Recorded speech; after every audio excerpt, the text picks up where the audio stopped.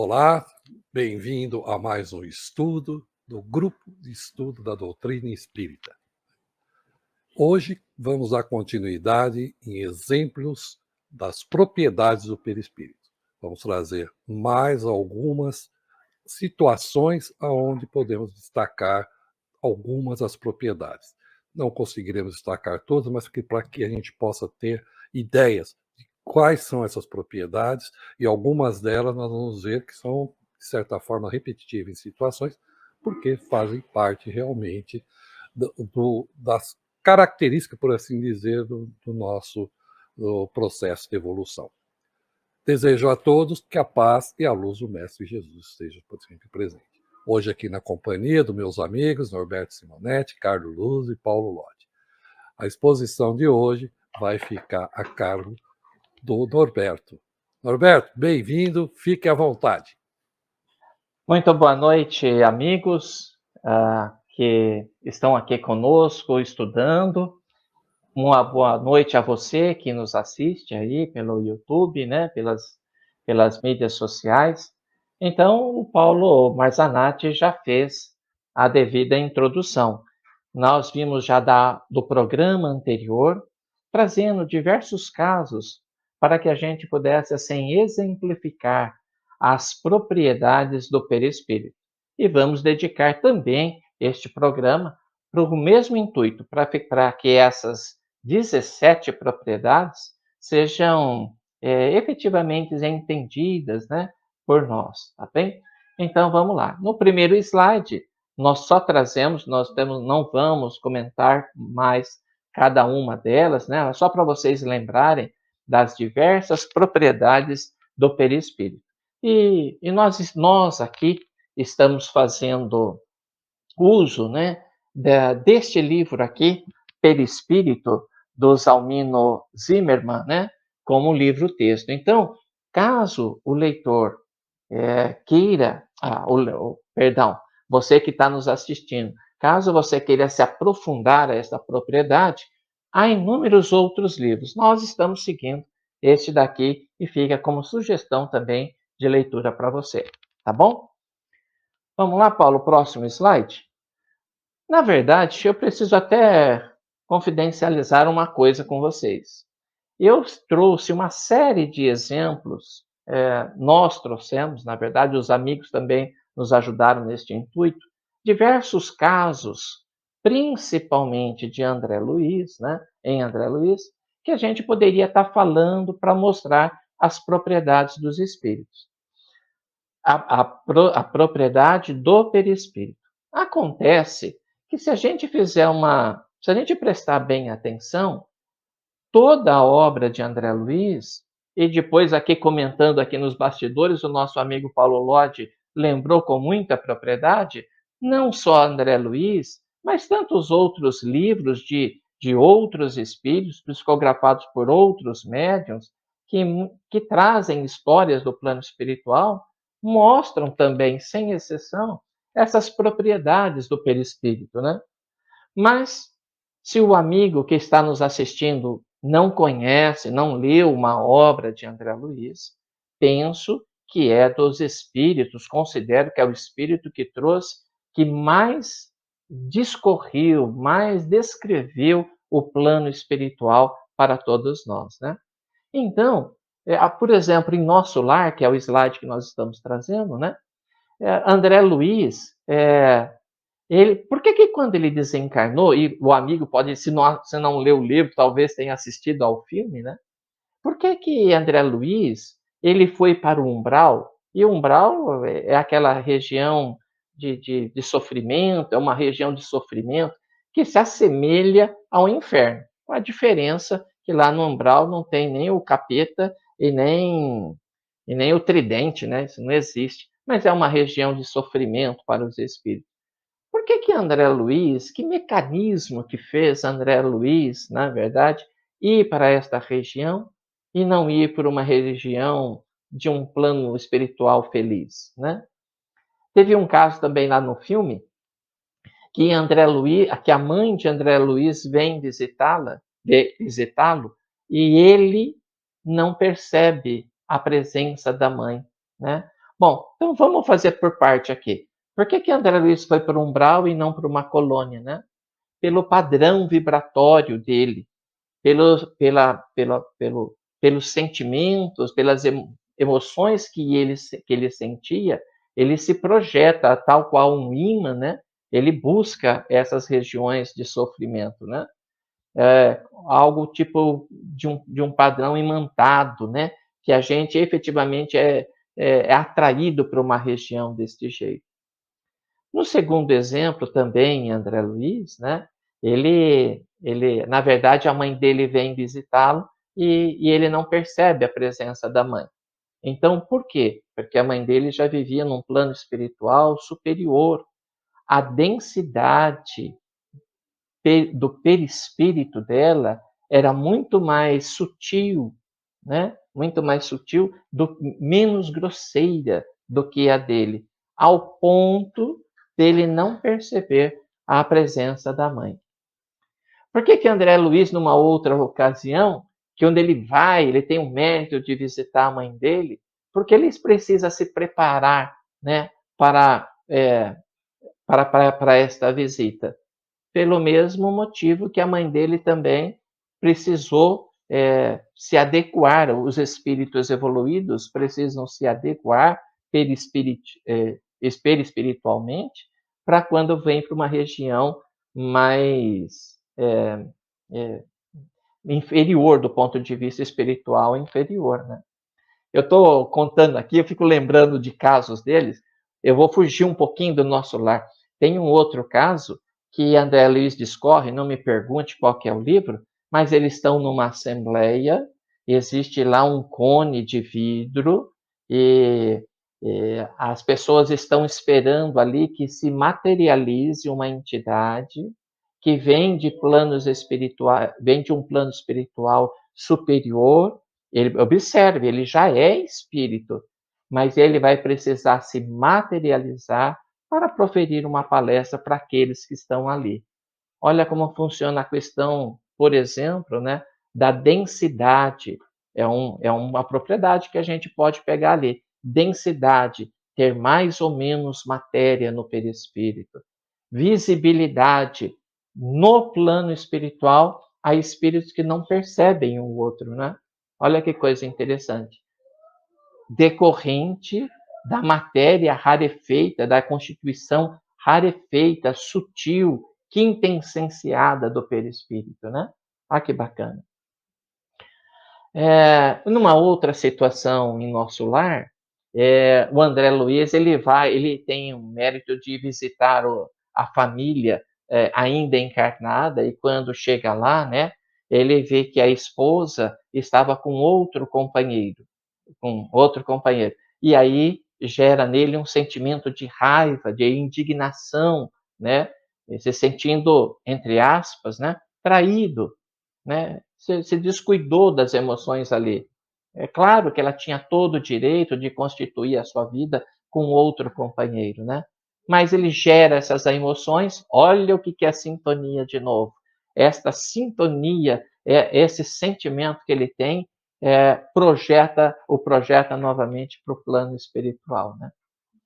Agora, eu quero deixar um pouquinho essa questão do nosso lar e vou pegar assim casos recorrentes em toda a obra de André Luiz que mostra para a gente essas propriedades do espírito. Então, por exemplo, o que é uma situação recorrente? André Luiz ele vai com um instrutor para regiões espirituais inferiores, em regiões umbralinas, e para esta excursão ele precisa modificar o seu perispírito. Ele precisa deixar o seu espírito mais denso, uma propriedade do perispírito, para que ele possa ser visto, ser percebido pelos espíritos para onde eles vão visitar.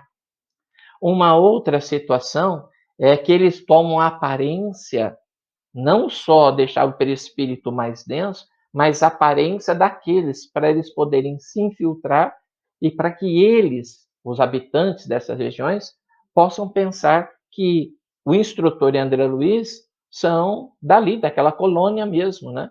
Olha que coisa interessante.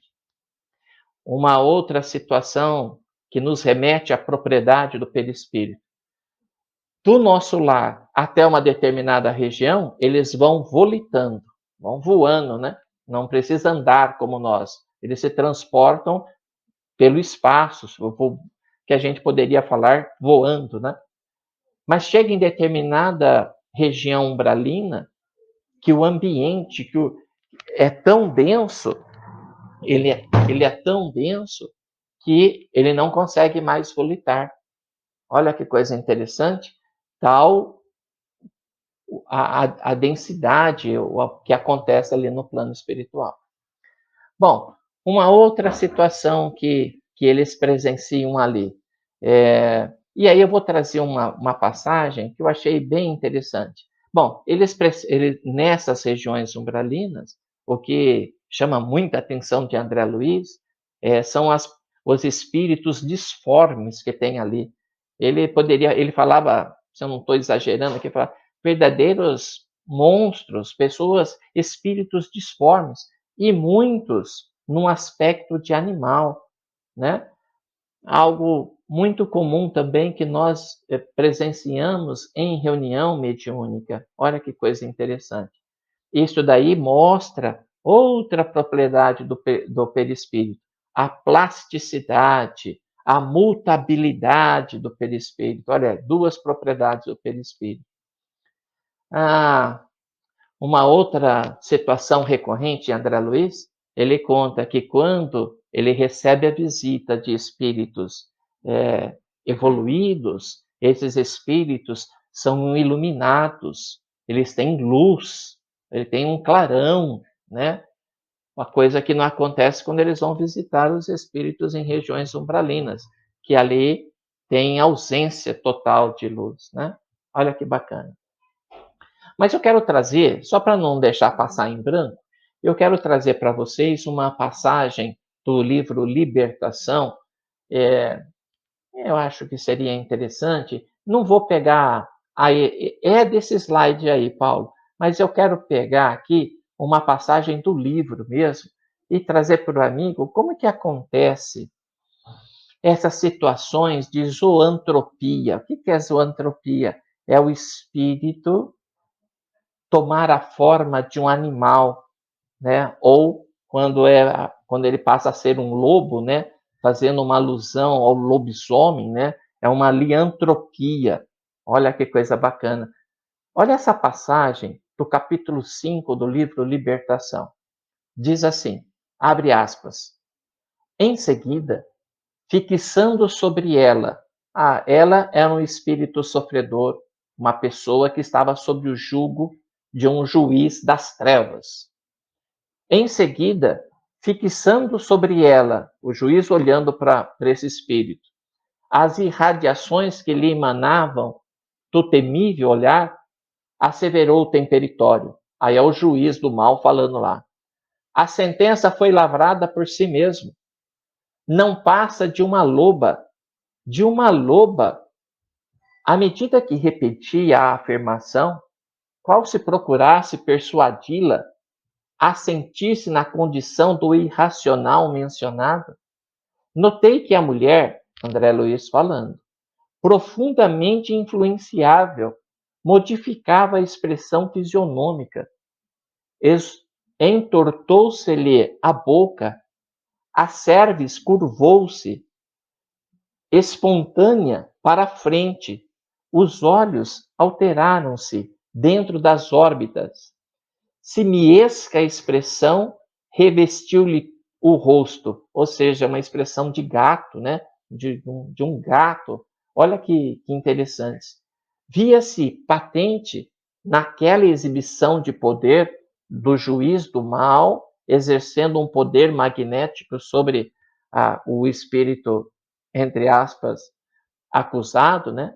O efeito do hipnotismo sobre o corpo perispirítico.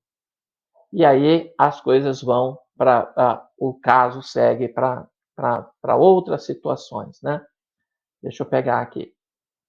Então, a gente vê nesses casos como que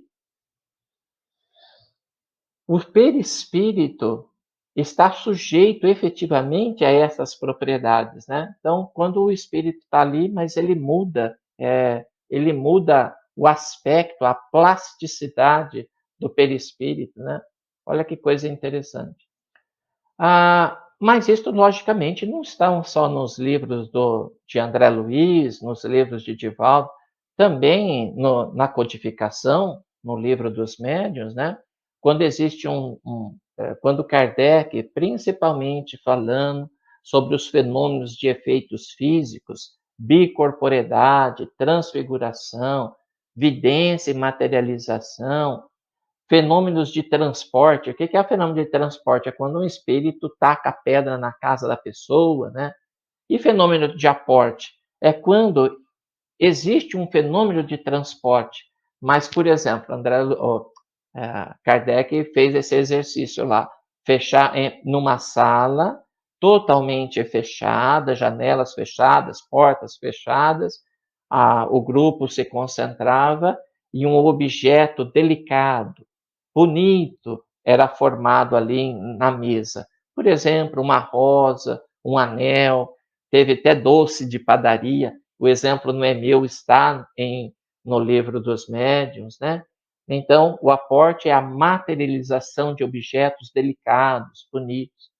As tipologias, que são as batidas, como que acontece? Como que pode um espírito que não tem corpo bater numa porta que é material? Olha, com certeza, se o amigo estudar lá, ele vai ver que o perispírito do espírito, o perispírito da entidade desencarnada, combinando o seu fluido perispiritual com o do médium, não é condensando, Kardec até chama atenção para isso. Condensar não é o termo correto. Melhor dizer, combinar. Combinando o fluido perispiritual do médium com dele espírito, consegue um resultado de tal forma que o seu perispírito consegue fazer atuar no objeto material. Olha lá, densidade, penetrabilidade, ponderabilidade, peso, são todas propriedades que a gente vê nesses casos todos aí, né? E coisa interessante, por isso que a gente vai falando e vai se estendendo aqui. Na reunião mediúnica, a mesma coisa, para quem está acostumado, quem frequenta a reunião mediúnica, né? É muito comum o espírito chegar lá e falar: puxa, eu estou morrendo de fome, eu estou morrendo de sede, eu estou com frio, ou eu estou passando mal, o espírito está lá e não consegue respirar, está com dor no peito. Mas como que consegue isso, né? Se ele já é espírito, se ele já não tem o corpo. Olha que coisa interessante. A mesma coisa, o espírito que está se comunicando na reunião mediúnica, ele fala que ele mostra que ele não consegue falar, ou que ele não consegue ouvir. Mas como que ele não consegue? Essa deficiência não era do corpo, por que se projeta ainda no espírito, né? Tudo isto vinculado às propriedades do perispírito, né? O perispírito, ele é mutável, mas quando a pessoa passa por uma deficiência física de longo tempo, ele não recobra na espiritualidade a ausência do órgão do dia para a noite. Logicamente, isso vai estar proporcional à lucidez desse espírito, à evolução do espírito. Se for um espírito esclarecido, sabe que acabou de deixar o corpo físico, que ele passou, por exemplo, pela provação de ser um cego, mas que agora ele tem a visão, recobra de imediato. Mas nem sempre acontece assim. Dependendo do estado de espiritualização que tem esse espírito, de quanto que ele é materialista ou espiritualista, isso demora um tempo, né? E a mesma coisa para esses sentimentos de sede, fome, a mesma situação. Se é uma pessoa que nunca pensou na morte, nunca se preocupou em espiritualizar-se, né, em saber o que existe após a morte, se projeta no plano espiritual despreparado, achando que ainda está encarnado. E a propósito, o amigo deve saber que muitos não sabem que desencarnaram, né? Outra propriedade do perispírito, nós sentimos nós aqui, enquanto encarnados. Pessoas que têm um pouquinho mais de sensibilidade falam, nossa, mas que cheiro de cigarro, quem que fumou aqui? E ninguém fumou. Não, mas que cheiro de rosa de defunto, vocês não estão sentindo um cheiro de rosa e coisa e tal? Só ir num grupo, aqui numa sala que tem um grupo, tá todo mundo ali, ninguém está sentindo cheiro de rosa alguma. Só eu que estou sentindo lá. Observe que essa sensação não procede dos sentidos físicos, mas dos espirituais, através do perispírito, né? Então, o odor, a percepção do padrão vibratório, né? Você está num lugar e aí a pessoa fala assim, nossa, eu fui à casa de fulano e tal, mas eu saí mal de lá. Esse sentido, esse sentir, né, não está nos sentidos físicos, mas espirituais. O perispírito ainda como sendo, refletindo todo esse sentimento aí, né? Essas sensações, perdão. Aí tem uma coisa, deixa eu buscar lá, deixa eu só buscar para buscar certinho. Capacidade refletora, não, sensibilidade global e magnética. Olha que bom exemplo quando você chega num ambiente e você sente, por exemplo, né, que o padrão vibratório não está legal. Essa é uma sensibilidade global e magnética do perispírito. Por exemplo, podemos enquadrar em outras aqui? Muito provavelmente, né? Sem problema algum. Aí eu proponho para vocês, para os amigos, aí como a aula começa a ficar, o nosso bate-papo começa a ficar difícil, eu vou fazer o seguinte, antes de propor essas questões para os colegas, eu gostaria de saber se alguém aí dos nossos amigos querem complementar alguma coisa que eu não tenha falado, ou que eu tenha falado e não tenha deixado claro. Quero aí compartilhar com os amigos, o Marzanati. E depois, voltamos para aquelas duas últimas questões lá, tá? Para aquelas questões e outras, se o tempo permitir. Pois é. Vamos lá. Bom, primeiro, parabéns a Norberta aí pela excelente explicação, o resumo, né? A síntese muito boa, trazendo vários exemplos, né, em pouco tempo e instigando também quem está assistindo a buscar esses exemplos, a estudar, a ler, que são coisas muito interessantes que nós vemos, né? Eu não tenho nenhum complemento, Norberto, foi muito bom. Eu só queria relembrar a todos nós, né, que essas propriedades do perispírito, elas só são possíveis por conta da mente ou do pensamento, se assim desejarmos, né? Então, todas as questões que você trouxe aí, né, do André Luiz, por que ele foi para um umbral, não para uma colônia? Por que ele não percebeu a sua mãe, né? Por que ele teve que fazer isso, né? Então, existe ali um processo, obviamente, de vibração, de densidade, mas que está relacionado também à evolução do espírito e muitas vezes ao contexto da sua mente, né? Principalmente outros exemplos que você trouxe, relacionados lá ao livro Libertação, né? No capítulo 4, Uma Cidade Estranha. Eu gosto muito desse capítulo, o capítulo 5, né? Mostrando ali a ideoplastia, que é um processo mental. Então, antes tem o processo mental, e depois o perispírito, intimamente ligado, né, ao espírito, porque é o corpo do espírito, né, se ajusta, se molda, se adequa, né, ao ponto de ocorrer ali o fenômeno da zoantropia, em particular da licantropia, que é muito interessante, e fazer uma observação aqui que talvez muitas pessoas não saibam, né, de onde vem a figura do demônio com chifre, com rabo, com tridente, senão da mediunidade que consegue enxergar esses espíritos dessas regiões que se apresentam dessa forma, né? Numa forma subhumana, numa forma grosseira, né? E aí, obviamente, exploram a credulidade e o imaginário do mundo encarnado, né? Para se impor pelo medo e etc, né? Então, essa coisa do demônio, né, o Lúcifer, chefe das trevas, que nós sabemos que é uma alegoria, que é um mito, e que respeitamos quem acredita, obviamente, vem dessa percepção da plasticidade das alterações que ocorrem no perispírito, né? Então, muitos dos exemplos que você trouxe aí, fantásticos, né, que sugiro ao pessoal estudar, a bicorporeidade, o livro dos médios, a transfiguração que ocorre, né, a mais conhecida de Jesus, mas que ocorre em reuniões mediúnicas também, né, a vidência, a materialização, fenômenos de transporte, aporte, tipologias, que são mais ali dos fenômenos físicos do início, né, da fase de chamar atenção, as mesas girantes, né, e tudo mais, que depois passaram mais para os fenômenos inteligentes. Então, assim, parabéns aí pelas colocações, Roberto, foram muito boas, e vamos seguindo aí para a gente verificar as perguntas que você trouxe aí para instigar mais ainda a nossa curiosidade.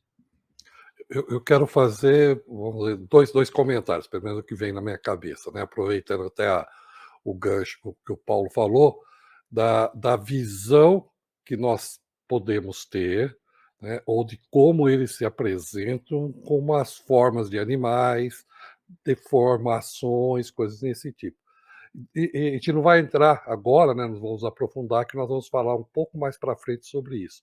Mas, em alguns momentos, isso é em decorrência de processo obsessivo, de a obsessão de um espírito desencarnado sobre o outro, que induz aquele espírito a se enxergar daquela forma.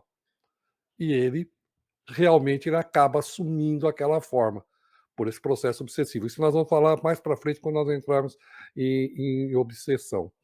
E outro comentário, o Norberto falou dos raps, né, das irmãs Fox, das batidas, né, Norberto? Mas por que acontece? É que o Norberto falou que é um doador de fluido que permite que aquilo aconteça. Mas por que ele vai doar? Eu tenho medo. Por que deixa? Às vezes esse doador ele é inconsciente. Ele não sabe que ele está doando esse fluido, né? Então a gente não pode também chegar, né, e falar, mas por que faz isso? Porque permite, às vezes ele não sabe disso. A mesma coisa a parte da percepção, né, do odor. O espírito que está ali, ele também às vezes não está sabendo que ele está, e o outro está percebendo isso. Mas isso ocorre de forma inconsciente algumas vezes. Então, né, em cima disso. E o Carlos também quer fazer um comentário aqui. Carlos, fique à vontade. Sim. Em primeiro lugar, eu gostaria também, como os demais já fizeram, né, um elogio à performance aí do Norberto, que realmente mostrou o grande professor que é, né? A maneira didática que ele expôs a propriedade do perispírito. E também os comentários, né, do Paulo Lodge e do Paulo Martinati foram também bastante interessantes. Com relação ao perispírito, ele tem uma importância fundamental no plano espiritual, né? Aqui, no plano encarnado, nós temos as mãos, nós temos os membros superiores e inferiores, né? E que agem segundo a ação do nosso pensamento, a ação motora do nosso pensamento. Temos os 5 sentidos, que são maneiras de se perceber a realidade exterior, né? E agora, no plano espiritual, o perispírito, ele substitui tudo isso aí, né? Ele tem essa capacidade de perceber a realidade exterior e transmitir essa percepção à mente, ao espírito, né? E receber dele também ações que lhe dão forma, lhe alteram a forma, né? No plano espiritual, né, na maior parte das regiões do plano espiritual, com exceção de nosso lar, por exemplo, onde se trabalha produzindo com as mãos, na maior parte das descrições do plano espiritual, nas várias regiões do plano espiritual, a construção se dá pela via do pensamento. E ao pensamento segue imediatamente a ação, né? A propriedade dessa matéria quintessenciada, dessa matéria sutil que está presente, permeando a realidade espiritual, ela é sensível ao pensamento, ela é sensível às ordens do pensamento.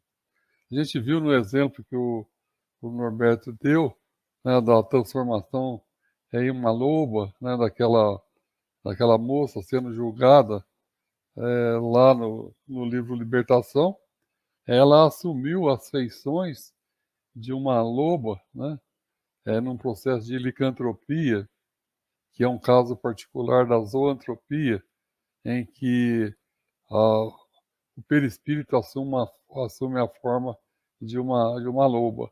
Então é a ação do pensamento do espírito atuando no pensamento da pessoa, e essa pessoa ela produz então essa modificação no seu perispírito. Em reuniões mediúnicas a gente encontra sempre isso, né? E a gente inclusive reverte situações de hipnotismo que aconteceram no plano espiritual, devolvendo a forma humana a seres que por hipnotismo eles foram transformados em seres monstruosos, em seres animalescos, e a gente, a partir da nossa conjugação do pensamento com os mentores da reunião, nós conseguimos reverter essas condições hipnóticas, devolvendo então aquela ação. Eu me lembro muitas vezes que em reuniões assim, em que o espírito ele se sentia como um animal, com garras no lugar de mãos, e através daquele ambiente de oração, aquele ambiente de fraternidade, a gente lembrava o espírito que ele era um ser humano, que ele já foi amado, e que ele era amado, e que tinha pessoas que ele não percebia na sua realidade, né? E que ele não percebia, mas que elas estavam lá, que elas tinham um profundo amor por ele.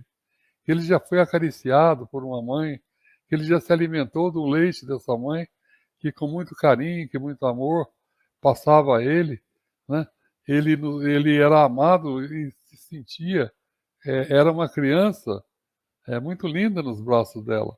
Durante essa, essa orientação, esse diálogo, o espírito ia perdendo a sua forma animalesca e ia se vendo como um ser humano sendo acariciado pela mãe, né, e a partir dali ele recuperava a sua forma humana.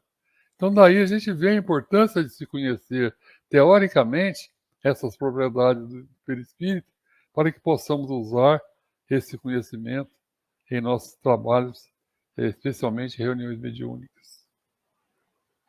Grato, Carlos. Então, vamos dar continuidade aí, Norberto.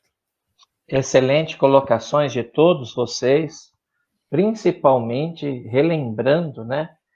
E até existe uma analogia, não sei se no Evangelho ou no Livro dos Médiuns, que diz que quando estamos encarnados, todo o nosso potencial de realização se verifica através da mente e das mãos. Mas quando estamos desencarnados, essa mão, na verdade, o espírito se manifesta na sua potencialidade através da mente e do perispírito, né? E para nós, como nós trocamos de roupa todo dia, quando a gente quer trocar de roupa, vamos até um guarda-roupa, vamos lá, escolhemos a roupa mais apropriada para a ocasião e trocamos de roupa. No plano espiritual, mentalizamos isto e o nosso perispírito vai ganhando a forma que nós precisamos para aquilo que nós vamos realizar, né? Muito bacana. Bom, quando eu estava elaborando esses slides para a gente poder trocar uma ideia, me veio à mente duas dúvidas, né? E que eu apresento aqui para os amigos. Então, o primeiro caso é assim: considere uma pessoa internada na UTI e que ela está dopada, né? Está dormindo lá, está induzida, né? Por efeito de drogas. Ela, enquanto espírito, está sujeito igualmente aos efeitos das drogas ou ela está lúcida? O que eu queria perguntar? Imagine que a pessoa está ali na UTI e nós vamos evocá-las numa reunião, tem um médium ali e nós vamos evocá-la. Ela vai estar lúcida ou ela está também, ela, espírito, sobre o efeito da droga? Por que esta pergunta? Considerando as propriedades que nós estudamos do perispírito.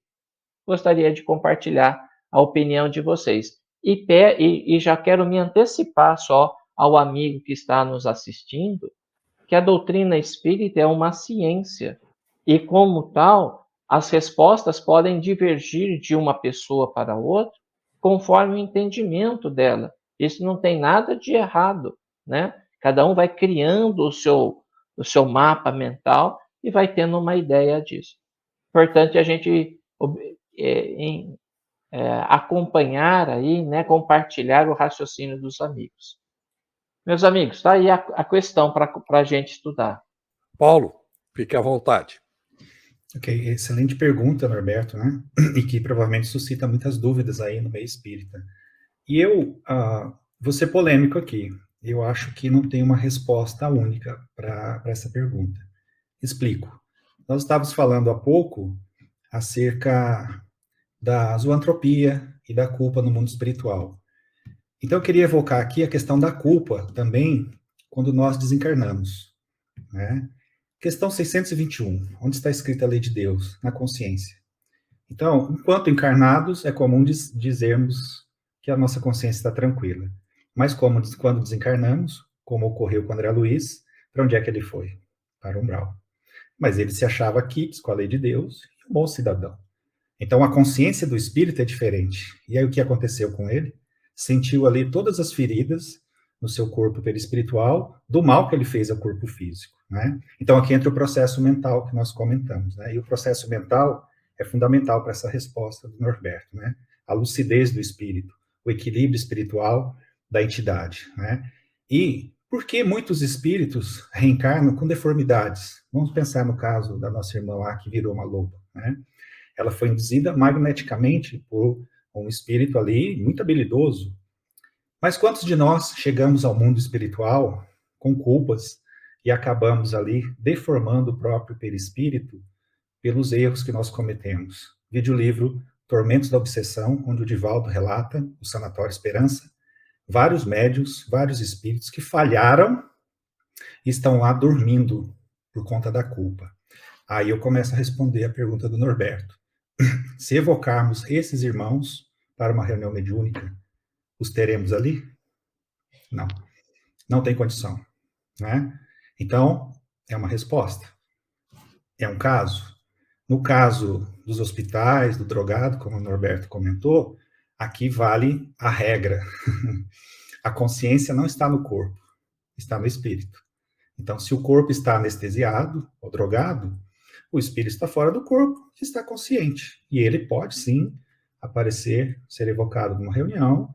Ele está ali, tanto é que nós temos aí vários exemplos, né, ao que ocorre no coma, um espírito que está em coma, mas que muitas vezes, voltando ao corpo físico, se recorda de tudo que aconteceu, de tudo que foi falado, e das experiências de quase morte, né, onde o espírito está em coma, muitas vezes está no coma induzido por medicamentos e drogas, né, podemos assim dizer, e quando ele volta, ele tem consciência de muita coisa que aconteceu ao seu redor e a percepção também do mundo espiritual, né? Existem vários livros que relatam isso, né? Então, deixo aqui a minha resposta parcial, talvez para confundi-los e instigá-los mais ainda sobre essa questão, que acredito não tem uma resposta única, né? Eu acho que ela caminha por esses meandros aí que podem ser diversos, né? Mas é importante entendermos que a consciência não está no corpo, não está no corpo físico, está no espírito, que é o Senhor de tudo, né? Eu concordo plenamente com você, Paulo, e faz até uma analogia com o processo de desencarne e o desligamento, né, do espírito, do perispírito, do corpo material.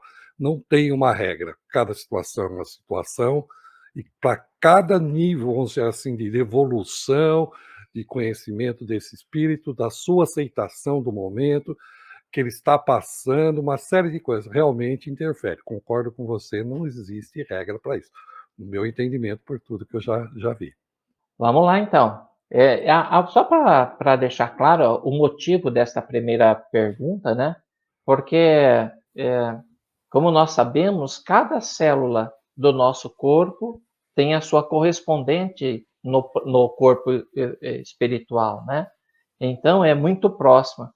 Mas eu também concordo com a resposta do Paulo e vou até tomar a liberdade de usar uma analogia, porque eu não fiz só a pergunta, eu também criei no meu modelo mental a resposta, né? Imagine uma pessoa que aqui encarnada toma um remédio para dor, por exemplo, mas ele é muito forte, ele dá sono, ele deixa a gente grogue.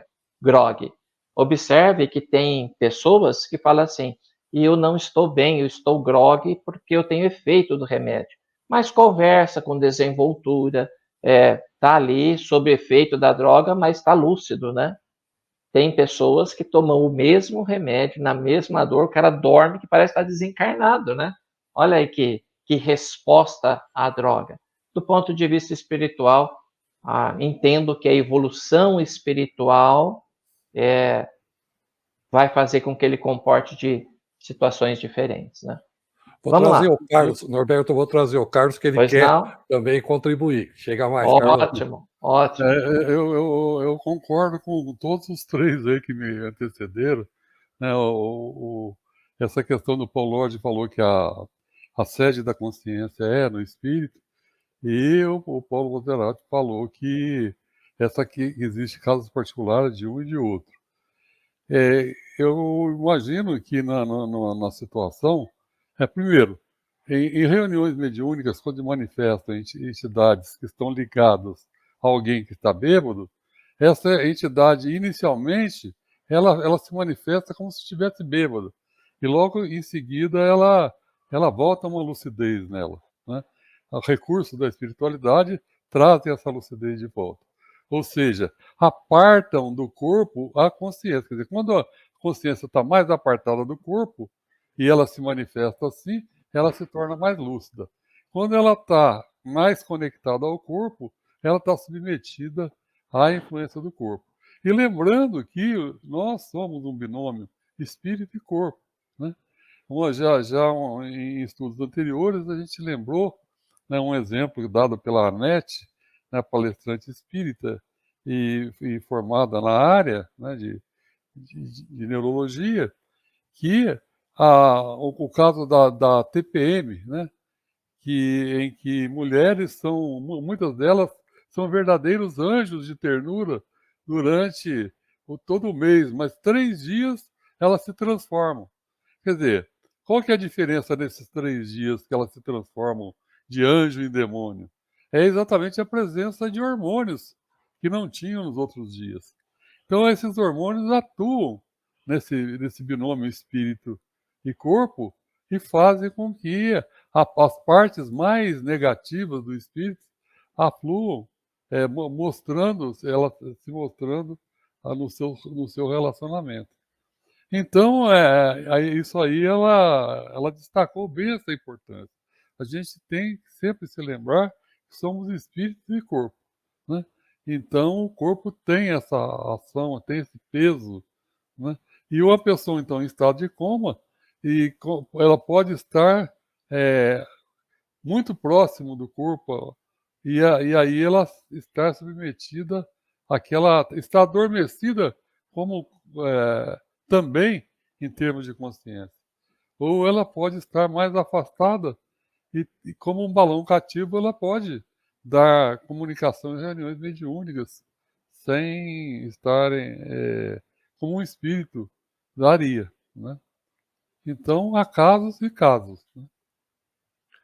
Grato, Carlos, grato. Vamos lá, Norberto. Vamos lá. E a última questão proposta, né, é muito debatida. A doação de órgãos pode causar algum efeito indesejado no perispírito do doador? Por que dessa pergunta? Nós sabemos que a doação de determinados órgãos precisa ser feita quando existe a morte cerebral. Entretanto, o médico, a medicina sabe, pode afirmar que a pessoa não vai voltar mais a viver na carne, né? Ela não vai continuar reencarnada, ponto final. Entretanto, os sinais vitais ainda existem. Os laços perispirituais ainda não foram rompidos. Esta é a condição para você doar um coração, um rim, alguma coisa assim. A pergunta é: esta doação ou na opinião de vocês, pode ter algum reflexo indesejável para o espírito doador? Vamos buscar, né, responder, ou pelo menos tentar responder. Vamos começar pelo Carlos?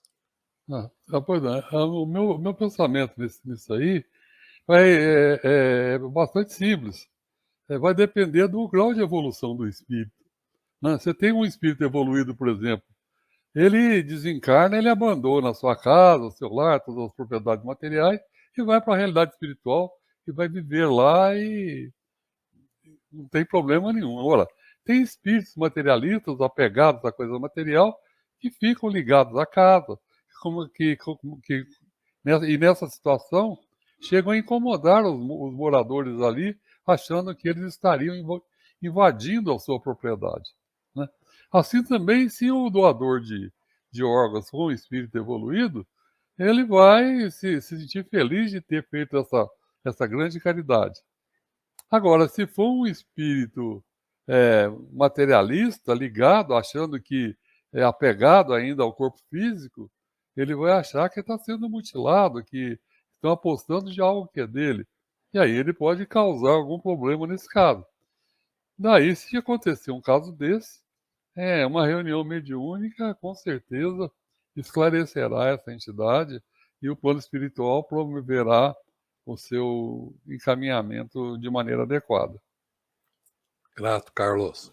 Vamos lá, Lodi. Bom, eu vou tentar me ater à pergunta, porque eu acho que a questão da doação de órgãos é um pouco confusa aí no meio espírita, né? Mas é isso aí que o Carlos falou, né? O problema da consciência, de novo, que ele bem explicou aí na pergunta anterior, né? E o problema da consciência estar mais evoluída ou mais materializada tem a ver com isso, né? O grau de desprendimento do espírito, né? O grau de influência da matéria. Se o espírito é muito materialista, ele vai sentir, obviamente, né? É aquilo que o Norberto falou, André Luiz foi para o umbral, não tinha consciência espiritual, vai sofrer, né? Vai fazer o expurgo ali. Então, se um espírito desse vai para esse lugar e é doador de órgãos, ele vai sentir, né? Ainda que, como diz o Chico, ocorra o beneplácito ali dos amigos espirituais. Mas, pelo fato de estar materializado, de alguma forma, ele vai sentir, né? Talvez não tenha nem consciência de fazer isso, né? Então, veja-se, por exemplo, o caso dos suicidas, que ficam sofrendo lá por conta ainda do acúmulo do fluido. Mas não só isso, no caso da doação, o apego ao corpo físico, né? Porque morrer é diferente de desencarnar. É isso que o povo não entendeu ainda, né? Por que o Emmanuel sugere 72 horas para a cremação? É para aliviar um pouco a questão do espírito, né? E talvez não seja ainda muito aconselhável para alguns materialistas, para alguns sensualistas. Então, a sensualidade, o apego ao corpo, e hoje em dia é muito em voga isso, né? Do corpo bonito, do corpo sarado, do corpo magro, etc. e tal. Esse é um apego, é sensualidade também em muitos casos. Então, a influência da matéria, o grau de evolução do espírito é um fator determinante. Mas eu tenho uma dúvida. Será que até nos espíritos mais desprendidos não haverá uma interferência ali, que será amenizada, como diz o Chico, pelos amigos espirituais, né? Porque morrer é diferente de desencarnar. Então, se há um desprendimento total do espírito, provavelmente o espírito não sentirá. Tem a caridade, sim, mas tem o fenômeno físico em si, né? Então, a caridade que é feita pela doação vai ali, muitas vezes, trazer o amparo dos amigos espirituais para ajudar no processo, certamente haverá um alívio. E aí eu sigo a recomendação do Chico, que ele dizia, se você acha que vai sofrer, não doe. Não é um gesto de falta de caridade, é um gesto de assumir a nossa humanidade. Bom, eu tenho medo de sofrer, então não doe. Mas eu quero doar mesmo assim, ainda que eu sofra, mas sabendo que eu vou ajudar alguém. Ok, é um nível de desprendimento diferente. Então, aí de novo a pergunta, né, Norberto, sempre muito boa, cai naquela coisa, vai depender do nível de consciência, do mundo espiritual intervindo, para que cada caso ali seja ajustado de uma forma, né? Também gostaria de deixar aqui minha contribuição, e não é diferente dos amigos, não. Está convergindo para ela, só uma pitadinha ali. Neste caso, no meu entendimento, não é. É lógico, se eu for um espírito esclarecido, sabe que cumpriu a sua jornada, sabe que o corpo físico é como se fosse uma roupa suja e que ele pode fazer seu último ato de caridade, pleno, tá tudo beleza, tudo certinho. Mas no meu entendimento, não precisa ter toda essa evolução, essa lucidez espiritual. A palavra-chave aí chama-se vontade. Quando a pessoa tem vontade, eu quero doar o meu órgão, eu quero dar vida para as pessoas, quando eu partir, quando eu tiver, eu faço questão de fazer o meu último ato de caridade. E ela pode nem ter ser tanto um espírito esclarecido. A vontade é tudo. Prova que a vontade é tudo. Tranquilo. Há pessoas que chegam no plano espiritual na condição de suicida sem cometer o suicídio.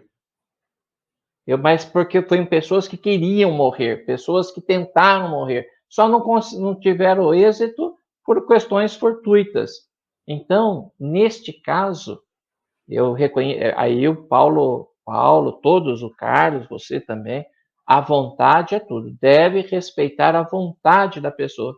Ah, mas eu não sou espírito evoluído. Não tem problema. Se você quer, se você enxerga o outro, quando você partir ganhando vida, sendo feliz com seus amigos, se isso te enche de alegria, na minha opinião, doe tranquilamente, porque a vontade se sobrepõe ao fato. É isso. Então, eu também estou com vontade de colocar a minha opinião, concordo com vocês, e eu tenho o seguinte entendimento: pegar primeiro na doação de órgãos, né? Depois eu também vou fazer até uma analogia com o suicídio que vocês comentaram. Mas na doação, vamos pegar lei brasileira, me corrija se eu estou errado. Basta você manifestar em vida a sua vontade de doar o órgão, no momento oportuno, a família pode fazer a doação. Então, a vontade de você fazer isso. E o pensamento. Desde que você esteja realmente, né, com isso, e lógico, né, como o Paulo falou, o seu processo evolutivo, a sua ligação, alguma coisa assim, mas eu não entendo um dano ao perispírito. Talvez você, por não ter manifestado essa vontade, e a família entenda, né, que deva ser feita a doação ou algo nesse tipo, mas aí é o teu nível de evolução que estabelece isso. Mas uma lesão ao perispírito eu entendo que não, porque a ação foi benéfica, não foi maléfica. O nosso Pai, né, que é todo poder, bondade, né, é bondade, bondade, bondade, né, age em torno disso. Então, assim, algum dano ao perispírito eu entendo que não, porque a sua intenção, né, é de fazer a caridade, o bem, seja tua ou de alguém. Então, eu entendo dessa forma. E aí, fazendo uma analogia com o suicídio, né? Muita gente, me corrige também aí, no Livro dos Médiuns tem um caso de um pai que comete suicídio porque o filho ia para a guerra, ele não queria. Para tornar o filho como arrimo de família, ele comete suicídio. E é um tratamento diferenciado. Lógico que ele tem que reparar o que ele causou, mas é uma outra situação. Então, voltamos lá no comecinho, né? São situações e situações. A gente não tem receitinha para isso, né? Não são receitas prontas. Essa é a minha visão. Deixo à vontade vocês, né, para mais algum comentário para o encerramento. Paulo, vamos lá. Eu queria fazer uma sugestão, né, que talvez no movimento espírita nós usássemos a palavra deixação de órgãos ao invés de doação. Porque depois que a gente morre, a gente não doa nada. A gente deixa. A nossa doação é feita em vida, né, na caridade, onde nos doamos nas coisas que damos, no amparo ao necessitado, no atendimento fraterno, na palestra, enfim. Né? Quando morremos, cumpre-se uma obrigação moral de deixar, né, Norberto? De deixar os nossos órgãos, né? Mas aqui, como eu disse, a questão ela é mais ampla, né? Porque tem casos e casos, tem casos muito específicos para doação, né? Eu sou doador, mas eu não sei se a partir de uma certa idade eu poderei doar. Tem a questão da idade, de uma doença, então tem muitos fatores limitantes, né? E aí nós entramos naquela coisa que o Norberto falou também, existe a morte cerebral e existe a morte encefálica. Muitos casos de morte cerebral, as pessoas querem desligar os aparelhos e sair doando os órgãos. Aí é um crime, porque o espírito está ligado. E aí talvez nós teremos esses processos aí do espírito realmente sentir alguma coisa e aí, talvez a espiritualidade intervir, né? Então, assim, como eu disse, focando apenas na questão, é isso que nossos colegas falaram, né? Tudo vai depender ali da vontade, como o Norberto disse, e da intenção do espírito, né? Já que eu não vou usar mais, vamos deixar, né? Porque em vida nós podemos doar sangue, doar o nosso tempo, o nosso rim, tudo que tivermos duplicado poderemos doar também, né? Eu vou ser o seu seguidor, porque eu gostei muito e achei muito procedente, de verdade, a sua colocação. Vamos substituir doação por deixação. Vamos fazer a deixação de órgãos. Legal, muito bom. Porque nós somente estamos devolvendo, né, Paulo, o que nós pedimos emprestado, né? Deixar Não é mesmo. nosso, emprestou. Então, agradeço a companhia de vocês, a quem também vai estar nos acompanhando, desejar sempre a companhia, a paz e a luz do Mestre Jesus, e fazendo a chamada, né? Para a próxima semana estaremos falando sobre funções do perispírito. Então, essas propriedades, como é que elas vão interagir, né, com o perispírito e qual que é a função, ou funções, melhor dizendo, do perispírito. Abraço a todos, um beijo no coração, fique com Deus.